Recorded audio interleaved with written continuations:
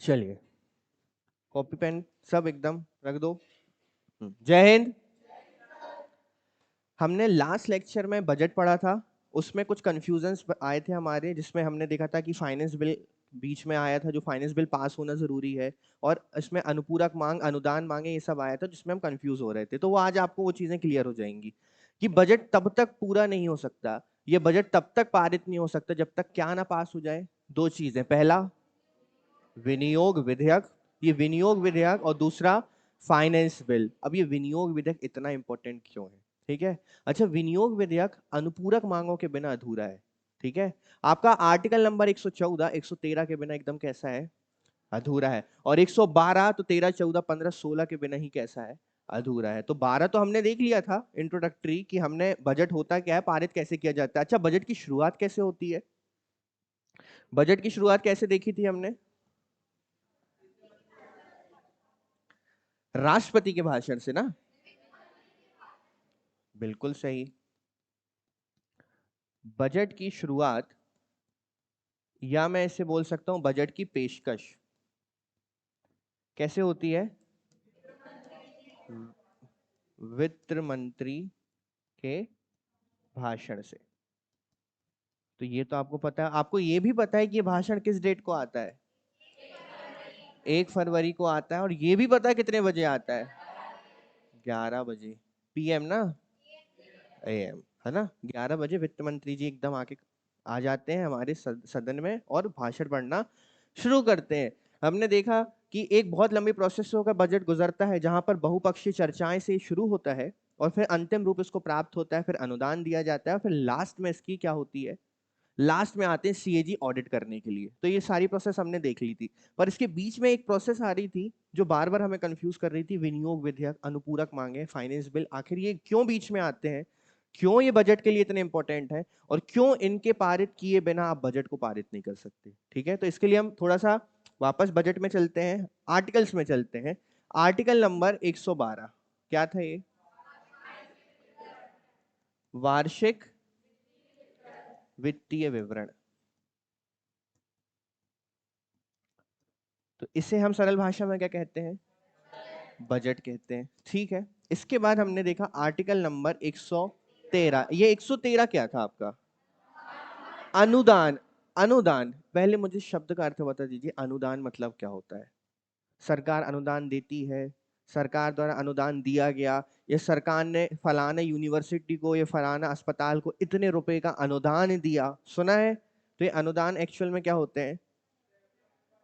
Funds ही होते हैं। और इनका रूप किस रूप में होता है? पैसे के ही रूप में होता है अनुदानों का। ठीक है, अब इसमें है आपकी अनुदान। तो ये अनुदान शब्द तो ठीक है, इसके बाद एक शब्द और था, क्या?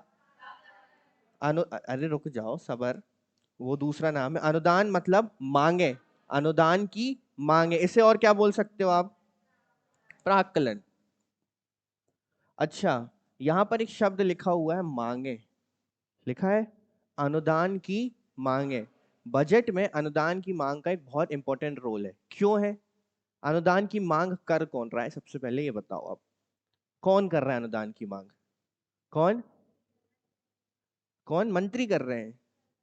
मंत्री क्या घर पे रखेंगे पैसा बजट से निकाल के? मंत्रालय।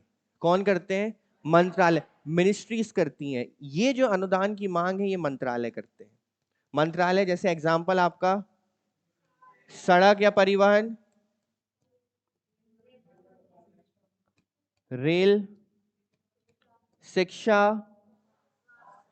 स्वास्थ्य, पर्यटन, बहुत सारे। लगभग भारत में, हमारी संसद में लगभग 50+ आपको मंत्रालय देखने मिलेंगे।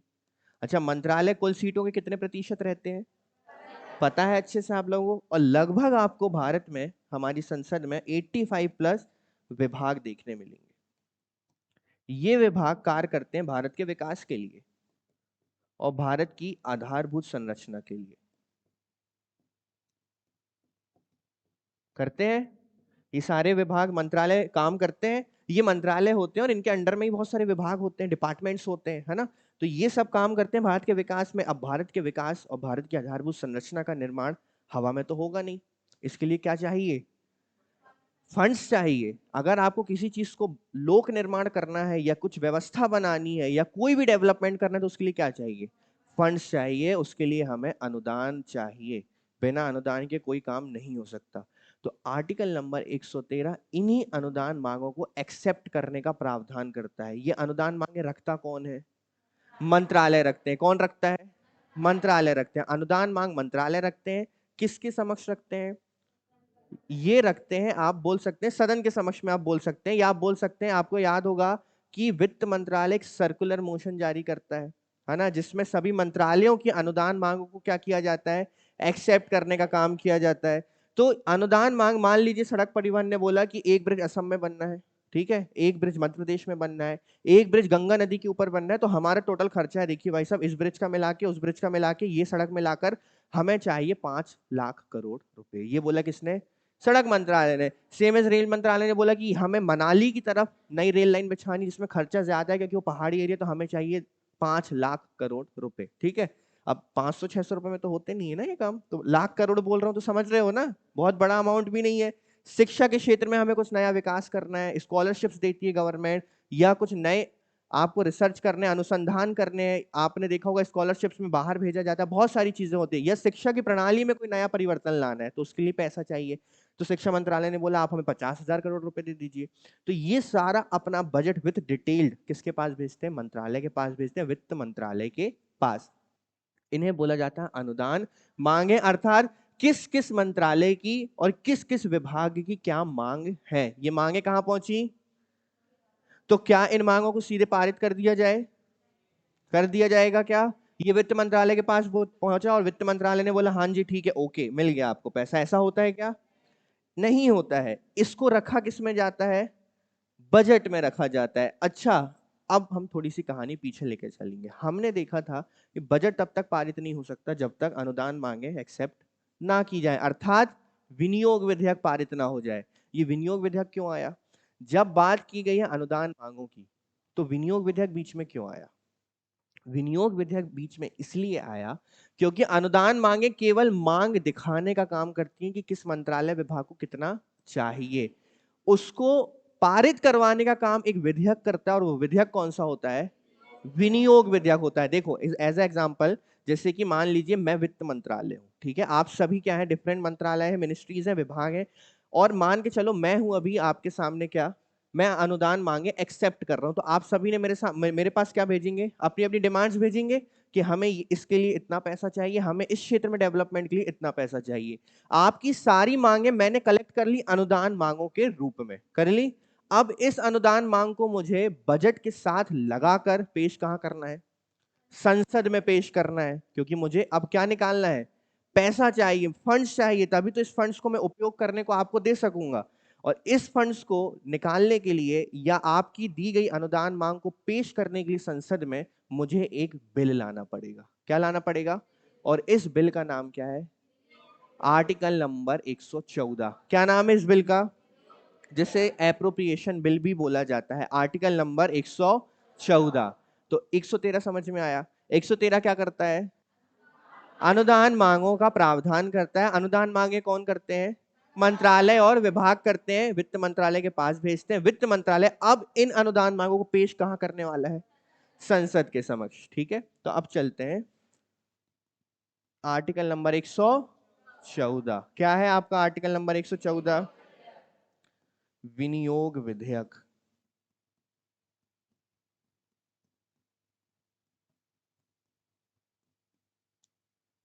अब एक चीज बताइए, आर्टिकल नंबर 112 बजट पारित करने के लिए किसी प्रकार का मतदान होता है? कि जो ऐसे मतदान हो कि बजट पारित करना है, मतदान कीजिए, होता है? आपने अभी देखी कौन सी मांगे? अनुदान मांगे। अनुदान मांगे एक्सेप्ट करने के लिए कोई बजट, कोई मतदान होता है? नहीं होता है। पर अनुदान मांग, जो आप बोल सकते हैं हमारे बजट का स्तंभ है, इसके बिना बजट कुछ नहीं है। ये जब तक पारित नहीं होगा बजट पारित नहीं माना जाएगा। क्यों? क्योंकि आपने बजट में जो जो लिखा कि रेलवे को इतना दिया, सड़क को इतना दिया, शिक्षा को इतना दिया, स्वास्थ्य को इतना दिया, वो पैसा जब उनको मिला ही नहीं तो बजट किस काम का? तो बजट किस कैसे पारित माना जा सकता है? मतदान होता है किसके लिए? इस विनियोग विधेयक के लिए मतदान किया जाता है। विनियोग विधेयक, इसमें क्या शामिल होती हैं? क्या शामिल होता है इसमें? कौन सी मांगे?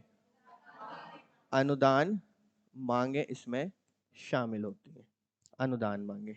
अच्छा, विनियोग विधेयक लाया जाता है तो इसमें क्या किया जाता है? मतदान किया जाता है। और एक तीसरा सबसे बड़ा पॉइंट है, अगर ध्यान से समझना, अगर अनुदान मांग में मान लीजिए कि सड़क परिवहन ने बोला कि हमें 1 लाख करोड़ रुपए चाहिए। यह अनुदान किसने मांगा है? सड़क परिवहन मंत्रालय ने मांगा, आर्टिकल नंबर 113 के तहत मांगा। तो आप इस अनुदान में, जब इस अनुदान को यहां पेश करोगे, कहां? विनियोग विधेयक में, मतलब संसद में पेश करोगे, तो इसमें अनुदान मांगों में किसी भी प्रकार का परिवर्तन नहीं किया जा सकता। अर्थात अगर सड़क परिवहन मंत्रालय ने बोला कि 1 लाख करोड़ का बजट है जो हमें चाहिए, तो आपको संसद में इस विनियोग विधेयक में कितना दिखाना पड़ेगा? 1 लाख करोड़। हाँ, तो क्या इसका मतलब ये हुआ कि 1 लाख करोड़ उनको मिलना एकदम तय है? क्योंकि यहां जब चेंज नहीं हुआ और यहां पर जब वो चेंज नहीं हो सकता, इसका मतलब कि अगर वोटिंग में ये पारित कर दिया गया तो उसको 1 लाख करोड़ मिल जाएगा। चेंज यहां पर होगा। चेंज ये होगा कि एक कटौती प्रस्ताव नाम की चीज होती है सदन में, जो विपक्ष पार्टी लेकर आती है।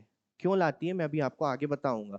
उस कटौती प्रस्ताव की वजह से विनियोग विधेयक को सदन में पेश करने के बाद इस फंड में कमी की जा सकती है। पर जब आप विनियोग विधेयक को सदन में पेश कर रहे हो, तब आप इसमें किसी भी प्रकार का परिवर्तन नहीं कर सकते। डिफरेंस समझ में आया? क्या बोला मैंने? अनुदान मांग में जो फंड मांगा गया था, वो फंड आपको एग्जैक्टली शो करना पड़ेगा किसमें? विनियोग विधेयक में। हाँ, संसद चाहे तो उसमें कटौती फिर कर सकती है, परंतु आप पहले से कटौती करके उसको कम करके अनुदान मांग में पेश नहीं कर सकते हो। आई बात समझ में? तो अनुदान मांगे किसको पेश करती हैं सदन में?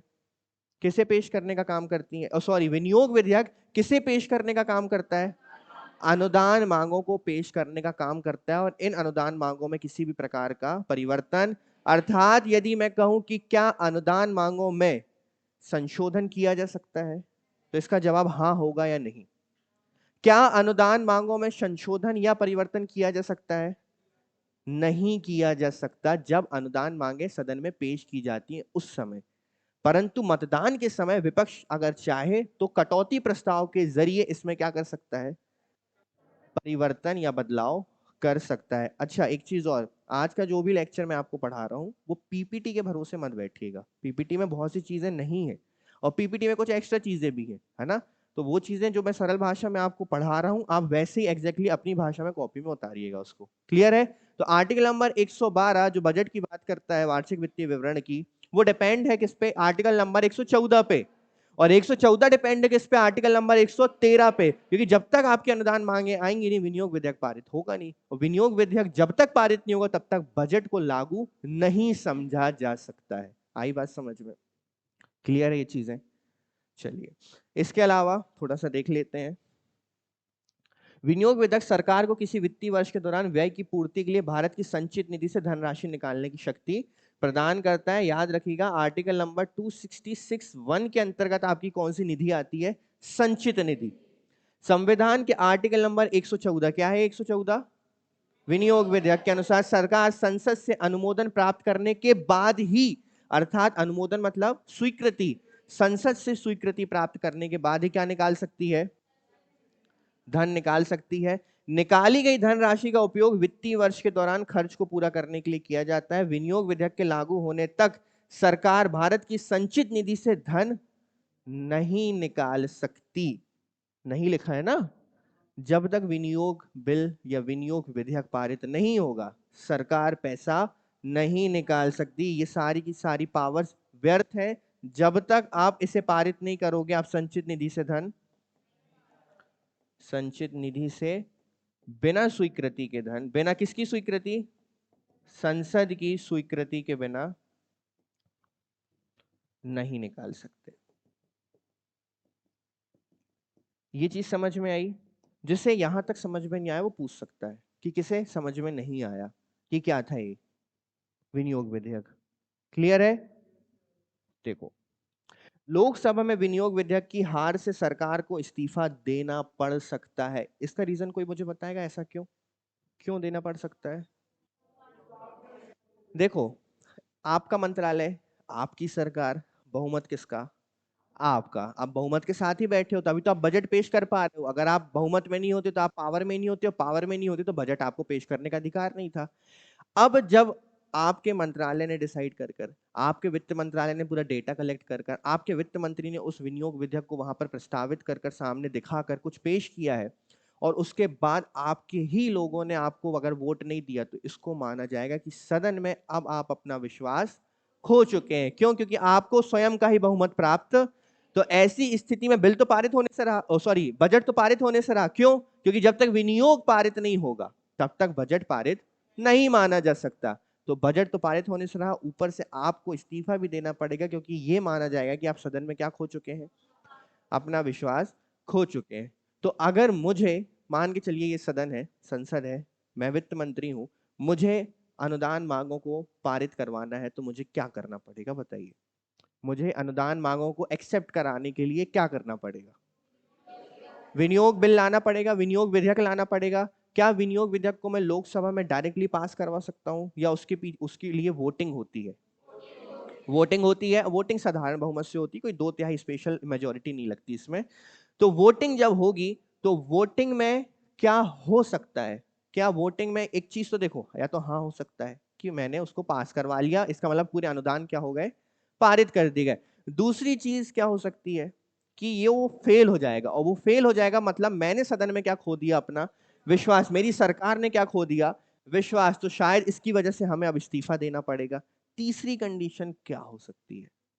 कटौती। क्या हो सकती है? कटौती। तो अब हम बढ़ते हैं कटौती की ओर। देखो,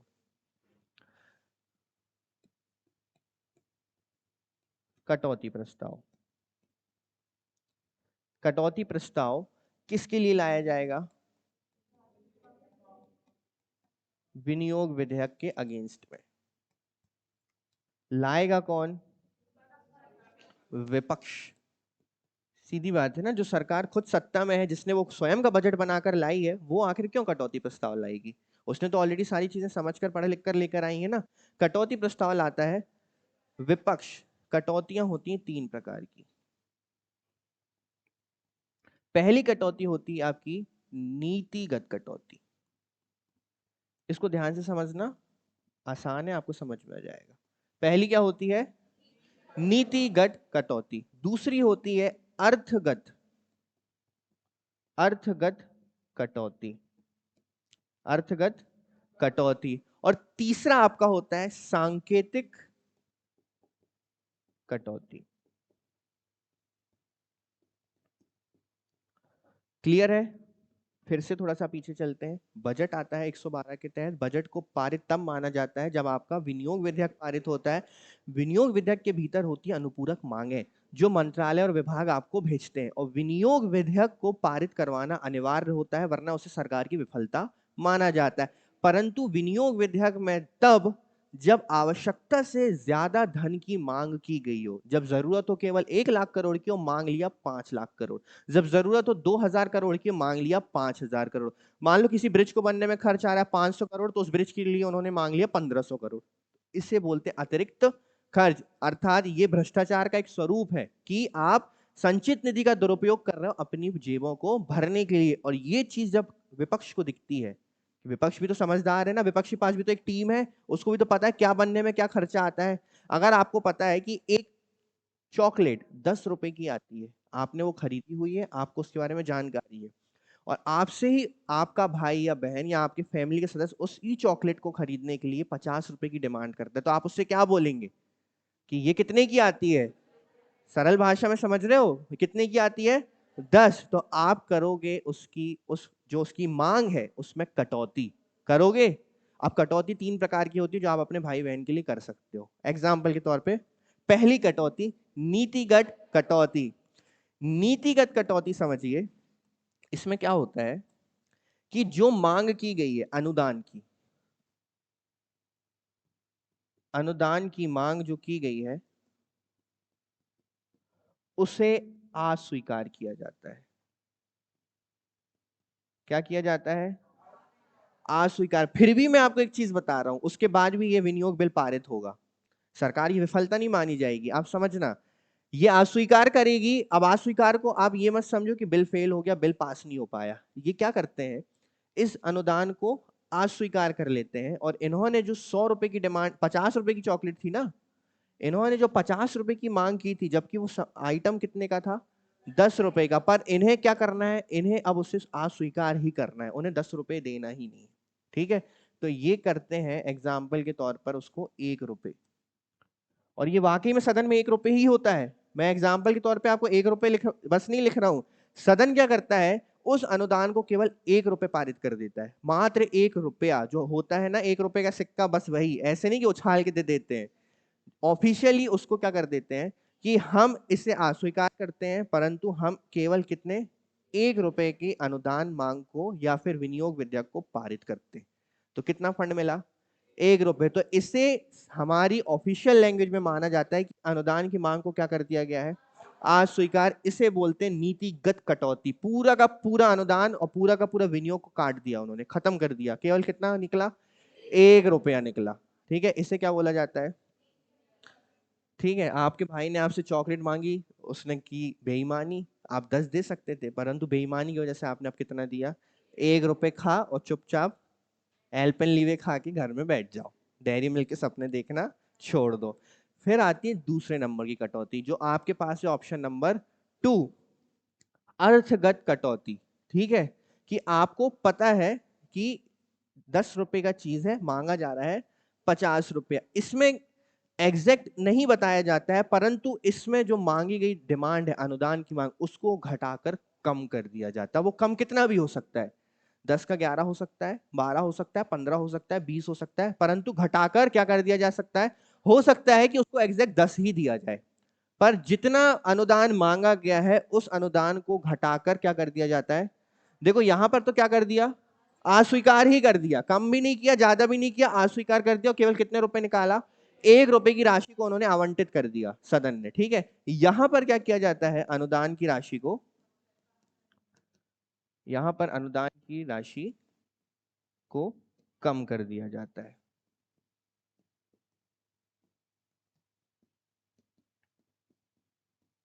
तो ये क्या हो गया आपका, अर्थगत। इसमें भी प्रस्ताव पारित हो गया, ये भी पास हो गया, परंतु आपको राशि उतनी नहीं मिली जितनी की आपने डिमांड की थी। अब नंबर 3 आता है, सांकेतिक। ठीक है, सांकेतिक मतलब क्या होता है कि हमें पता है, हमें अच्छा नहीं लग रहा है, उसके बाद भी हम तुम्हें दे देते हैं।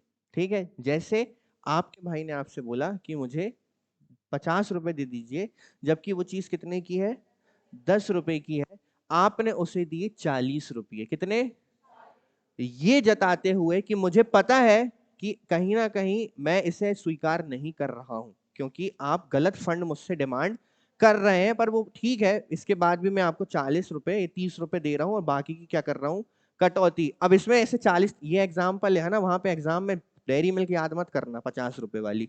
यहां पर सिंपल एक फंडा चलता है, जो विपक्ष होता है वो केवल 100 रुपए की कटौती करता है, 100 रुपए की कटौती। अब आपका भले जो अनुदान मांगे हो 10 लाख करोड़ हो, उससे कोई फर्क नहीं, कटौती कितने की होती है, 100 रुपए की कटौती। का मतलब होता है कि हम इसे सांकेतिक रूप से अस्वीकार करते हैं, हमें एक्सेप्टेबल नहीं है। हम पारित तो हो जाएगा, पर हम इसमें क्या करते हैं, 100 रुपए की कटौती करते हैं। इसका मतलब देखो, इसमें दो चीजें हो गई। आपने हमसे मांगे 100 रुपए, आपको 100 के 100 भी नहीं देंगे, हम उसमें 10 रुपए काट लेंगे, 90 रुपए आपके मन की भी होगी, हमारे मन की भी होगी। मतलब आपने जो फंड मांगा, हमने एग्जैक्ट फंड वो आपको नहीं दिया, हमने उसमें से 100 रुपए काट लिए। इसलिए इसे सांकेतिक बोला जाता है, एज अ हिंट बोला जाता है कि हम इसे सांकेतिक कटौती के रूप में पेश कर रहे हैं। कितने रुपए काट लिए जाते हैं, 100 रुपए की कटौती होती है, और बाकी का अनुदान क्या कर दिया जाता है, पास कर दिया जाता है। आई बात समझ में, तीनों कटौतियां समझ में आई। ये कटौती पूरा का पूरा कितना निकला, केवल 1 रुपए। अर्थगत में कम कर दिया, जितना भी कम है उनके ऊपर डिपेंड करता है। सांकेतिक में केवल 100 रुपए की राशि को काटकर पूरा का पूरा अनुदान मांग, उसकी जो अनुदान मांग रहती है उसको क्या कर लिया जाता है, एक्सेप्ट कर लिया जाता है। आई चीज समझ में आया? ये था आर्टिकल नंबर 114। क्या था? 114। क्लियर है? अच्छे से क्लियर है? इसके बाद आता है आपका अच्छा, कुछ समझ में ना आया तो बताओ, तभी हम आगे बढ़ेंगे। आ गया है? अनुदान मांग क्लियर है? अनुदान मांग किस पे डिपेंडेंट है? विनियोग विधेयक पर। विनियोग विधेयक पर कौन डिपेंडेंट है? बजट। कौन है? समझ में आ रही है? आप जोड़ पा रहे हो बजट को अच्छे से? आप इसलिए बोला जाता है कि बजट तब तक लागू नहीं होगा जब तक, अरे भाई, जब तक ये पैसा जो मांगा जा रहा है आपसे विनियोग विधेयक में, जब तक ये सदन एक्सेप्ट नहीं करेगा तब तक संचित निधि से पैसा नहीं निकलेगा, और जब तक संचित निधि से पैसा नहीं निकलेगा उस पैसे का उपयोग ही नहीं कर सकते, तो बजट का आएगा फिर? बजट किस चीज का? है ना? आज मैंने मन में सोचा है कि मुझे 100 रुपए का काम करना है, परंतु मुझे वो 100 रुपए जहां से आने वाले हैं वो 100 मुझे आएंगे ही नहीं, तो मैं कैसे करूंगा वो 100 रुपए का काम? तो बजट तो फेल हो गया ना। ठीक है। अब आता है आपका आर्टिकल नंबर 115। क्या है ये? अनुपूरक या अतिरिक्त मांग। तो अनुपूरक या अतिरिक्त मांग में कुछ नहीं है। अनुपूरक और अतिरिक्त मांग सदन में पेश की जाती हैं जब फंड्स में क्या हो जाती है? कमी हो जाती है ना? 115 जो अनुपूरक मांग है, अतिरिक्त मांग है। अतिरिक्त का मतलब है कि और पैसा चाहिए, तो वो और पैसे की मांग डिमांड की जाती है काय में? संसद में, और वो संचित निधि से ही निकलकर आपको मिलता है। तो अब हम चलते हैं सीधे आगे 116 की ओर। अतिरिक्त में कुछ नहीं है, सिर्फ अतिरिक्त पैसा निकालने के लिए सदन में आपको एक बिल लाना, उसमें कोई विनियोग विधेयक वगैरह वाली चीज नहीं है। क्लियर है? अब हम चलते हैं सीधे 116। 116 के पहले अब दो चीजें मुझे आपको बतानी है। सबसे पहले अंतरिम बजट, और ये है आपका 116। क्या? लेखानुदान मांग। क्लियर है? इन दोनों का डिफरेंस आप देख लो, तो आपको आज ये सारी चीजें बजट से संबंधित क्लियर हो जाएंगी कि क्या होता है लेखानुदान। देखो, अंतरिम बजट कोई मुझे बताएगा होता क्या है अंतरिम बजट? इंतरिम बजट क्या होता है? पता है किसी को? देखो, सबसे पहले दोनों में एक चीज कॉमन है, यह सदैव चुनावी वर्ष में ही पेश किया जाता है।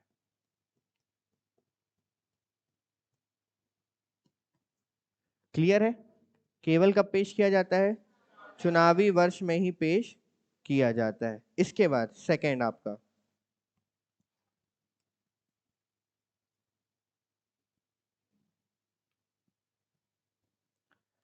लेखानुदान मांग। ये भी क्या? ये भी सदैव चुनावी वर्ष में ही पेश किया जाता है। अब मैं आपको कुछ एग्जांपल देता हूं। मुझे एक चीज बताइए, 2020 क्या इंतरिम बजट पेश किया गया? किया गया? नहीं? चलो ठीक है। 2019 क्या पेश किया गया? किया गया? 2023 इंतरिम बजट पेश किया गया? 2024 इंतरिम बजट पेश किया गया? क्यों किया गया?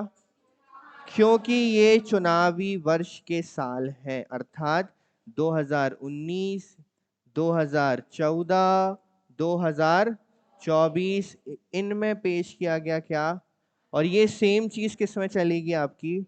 लेखानुदान मांग में। अब बात करते हैं क्यों। अब आप एक चीज बताइए, कब पेश करते हैं? वित्त मंत्री का भाषण कब होता है? 1 फरवरी को। ध्यान से समझना, 1 फरवरी को। अब इस वर्ष चुनाव है, ठीक है? मई तक चुनाव के रिजल्ट्स आ जाएंगे, नई सरकार बनेगी, और बजट आता है पूरे के पूरे 1 वर्ष के लिए। क्या ये चीज पता होती सरकार को कि आने वाले मई के बाद, या मई जब भी चुनाव होता है उस वर्ष के बाद, उस वर्ष में किसी भी महीने जब चुनाव होते हैं, तो उसके बाद वो सरकार फिर से अस्तित्व में लौट के आएगी? पता होता है क्या? मान के चलते हैं कि अभी निर्मला सीतारमण जी की वित्त मंत्रालय अगर एक बजट पेश करता फरवरी में, और वो बोलता है कि ये 2025 31 मार्च तक का बजट है, ठीक है? पर अब होने इलेक्शंस, तो मान के चलते हैं कि कंफर्म तो नहीं रहता है, क्योंकि ये लोकतंत्र है, कभी भी कुछ भी हो सकता है, तो सरकार तो नहीं रहेगी। तो ऐसी स्थिति में 1 वर्ष का बजट लाने का कोई भी औचित्य नहीं निकलता, क्योंकि ये ही कंफर्म नहीं है कि आपकी सरकार आने वाले कुछ महीनों के बाद रहने वाली भी है या नहीं, ऐसी स्थिति में लाया जाता है इंतरिम बजट। अंतरिम बजट मतलब केवल उतने समय के लिए जब तक कि चुनाव होने वाले। समझ में आया? केवल, क्योंकि फिर नई सरकार आएगी तो वो अपने नए सिरे से काम करेगी। ठीक है। अच्छा, जो नई सरकार आती है वो भी नया बजट पेश नहीं करती है, वो भी केवल बजट वर्ष जब तक शुरू होता है तब तक के लिए एक इंतरिम बजट लेकर आती है। आ रही बात समझ में? होगा क्या कि मान के चलते अब मई में इस बार आया क्या आपका अंतरिम बजट, केवल कितने समय के लिए आएगा? जब तक चुनाव होते हैं। क्यों? क्योंकि उसके बाद शायद हो सकता है नई सरकार आए तो बजट बदल सकता है, या वही सरकार रहे तो फिर वो बजट की नीतियों को आगे बढ़ा सकती। इसीलिए चुनावी वर्ष में लाया जाता है अंतरिम बजट, जो एक वर्ष का ना होकर केवल कुछ समय के लिए होता है। ठीक है, तो ये कितना होता है? केवल कुछ समय के लिए, कुछ समय के लिए पेश किया गया बजट। और ये भी आपकी कुछ समय के लिए की गई मांग होती है। अभी आपको दोनों में डिफरेंस समझ में आएगा। दोनों में ही कॉमन क्या चल रहा है कि दोनों ही चुनावी वर्ष में आते हैं और दोनों ही आपके किससे संबंधित हैं? कुछ समय के बजट या कुछ समय की मांग से संबंधित है। अब इसमें होता क्या है, अब इस चीज को समझना। अब दोनों में डिफरेंस आखिर है क्या? डिफरेंस ये है कि हम इस चीज को बहुत अच्छे से जानते हैं कि बजट में दो तरह की बातें होती हैं, एक राजस्व के आने की और दूसरे व्यय के जाने की। होता है कि सिर्फ आने की बात होती है बजट में।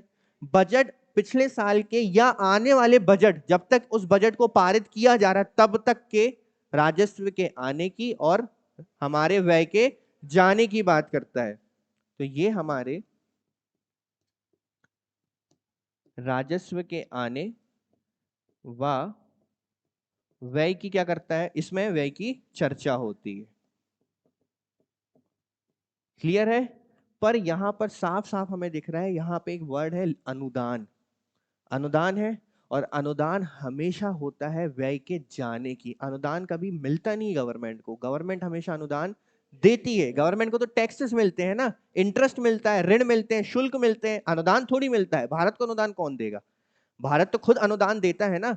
कोई हमारे ऊपर हमारा कोई गॉड फादर बैठा है क्या जो हमें अनुदान देता है? हम अपने आप में गॉड फादर है। ठीक है, तो बस वही चीज है, राजस्व के आने और व्यय के जाने की बात होगी अंतरिम बजट में, परंतु केवल अगर बोला जाए कि व्यय की चर्चा किसमें होती है, तो इसमें केवल होती है व्यय की चर्चा, मतलब केवल अनुदान के जाने की। समझना, अंतरिम बजट केवल उस वर्ष लाया जाता है जिस वर्ष चुनाव होते हैं और तब तक के लिए जब तक चुनाव संचालित होते हैं या नई सरकार नहीं आ जाती। लेखा अनुदान में केवल अनुदान की मांग की जाती है तब तक के लिए जब तक नई सरकार नहीं आ जाती, और जो काम चल रहे हैं वो काम रुकने नहीं चाहिए। मान लीजिए कोई काम चल रहा है तो ऐसा थोड़ी कि सरकार उसे बंद करवा देगी कि देखो भाई हमारा आना कंफर्म नहीं है, इसको बंद करो, आने वाली सरकार वो समझे। ऐसा नहीं होता। मान लीजिए कोई योजनाएं चल रही हैं, जिस योजना का लाभ मिल रहा है वृद्धों से संबंधित, महिलाओं से संबंधित, प्रसूति से संबंधित, छोटे बच्चों की शिक्षा से संबंधित, इतनी सारी योजनाएं हैं, तो उनके लिए अनुदान लगता है। और सरकार को पता है कि इलेक्शंस होने वाले, तो हो सकता है हम चले जाएं, तो एडवांस में फंड निकालने के लिए, ताकि वो जो एडवांस फंड है वो इन योजनाओं में, इन कार्यों में, इन निर्माणों में यूज हो सके, तो उस एडवांस फंड को निकालने के लिए जो मांग आती है उसे क्या बोलते हैं? लेखा अनुदान। और कुछ समय के लिए, जब तक कि नई सरकार नहीं आ जाती तब तक के लिए छोटा बजट लाया जाता है कुछ समय का, जिससे बोला जाता है मिनी बजट। वो मिनी बजट क्या कहलाता है? अंतरिम बजट। समझ में आया? तो इसे बोला जाता है मिनी बजट। क्या बोला जाता है? Mini budget. तो ये हो गया मिनी बजट, और इसे बोला जाता है एडवांस, आप बोल सकते हैं एडवांस फंड, या बोल सकते हैं एडवांस डिमांड। किसकी डिमांड? फंड्स की डिमांड। समझ में आया? तो ये है लेखानुदान और ये है अंतरिम बजट। समझ में आई चीजें? इसलिए आज मैंने पीपीटी के जरिए नहीं पढ़ाया, क्योंकि उसमें शब्दों में हम फंस जाते हैं। पीपीटी से आप देखना, समझना, पर लिखना कैसे? अपने शब्दों में। पीपीटी में आपको लेखानुदान मांग नहीं मिलेगा, पीपीटी में आपको अंतरिम बजट नहीं मिलेगा, इसलिए उसको ऐसे लिखा है ताकि अपनी कॉपी में भी आप सेम एज ऐसे उसको उतार लीजिएगा। क्लियर है? तो 112 में क्यों 113 और 14 जरूरी है, समझ में आया? अच्छे से समझ में आया? अनुदान मांगे तब तक नहीं पारित हो सकती जब तक कौन नहीं आएगा? विनियोग विधेयक। विनियोग विधेयक जब तक नहीं आएगा तब तक कौन लागू नहीं हो सकता, बजट नहीं लागू हो सकता। और विनियोग विधेयक अगर लागू नहीं हुआ तो इसे सरकार का क्या माना जाता है, इसे सरकार की विफलता मानी जाती है, जिसकी वजह से सरकार को इस्तीफा भी देना पड़ सकता है। अब इन सब के बीच हमें एक शब्द सुनाई दिया था,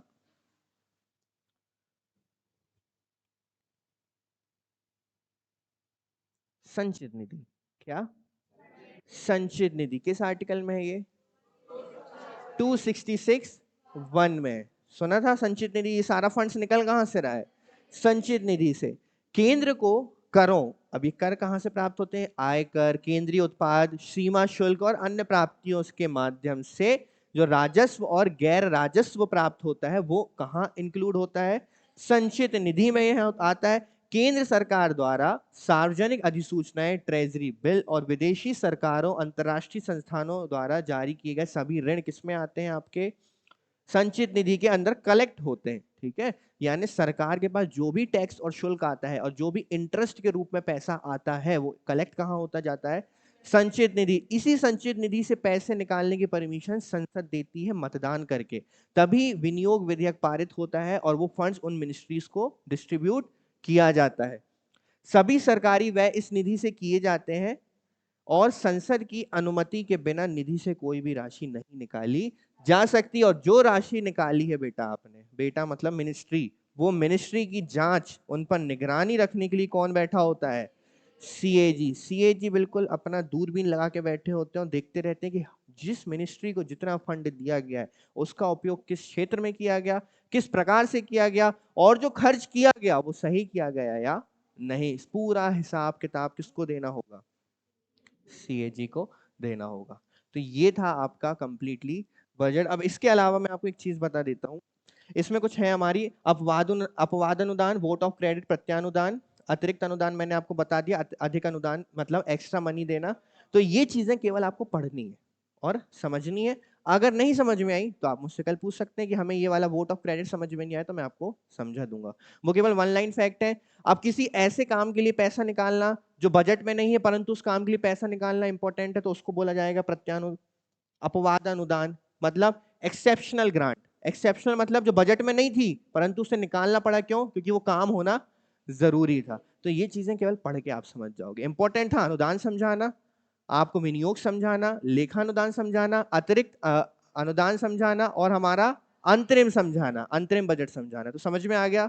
अच्छे से क्लियर है? जो समझ में ना आए आप पूछ लेना, अच्छे से पढ़कर आना, जो प्रॉब्लम आएगी मैं आपकी दूर कर दूंगा। क्लियर है? चलिए, जय हिंद।